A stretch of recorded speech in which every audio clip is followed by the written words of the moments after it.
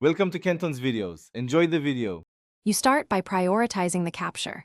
Choose a mic that fits your space, condenser for treated rooms, dynamic for noisy environments. Place the mic 6 to 12 inches away, use a pop filter and shock mount to reduce plosives and handling noise. Once connected, set gain so peaks sit around -6 dB. This prevents clipping while keeping headroom. Make sure your DAW records at 24-bit. And monitor levels with headphones. Don't trust speakers for critical listening. Once you have a clean take, begin editing. First, trim silences and remove obvious clicks or mouth noises. Use a high-pass filter around 60 to 120 Hz to cut rumble, then apply subtle noise reduction.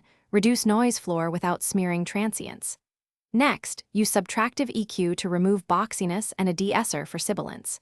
If levels vary, use clip gain before compression. This makes compression more musical. Finally, listen through full context and make small, You finish by polishing. Apply gentle compression to control dynamics, then use a tasteful limiter to tame peaks without squashing life out of the performance. Add mild saturation or harmonic enhancement for warmth, and adjust stereo width only if it supports clarity. Export at 24-bit, 48K HZ for delivery, and test on headphones, phone, and speakers.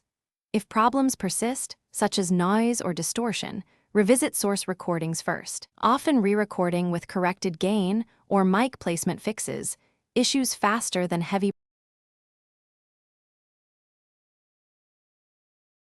Thanks for watching. Consider subscribing if we helped you.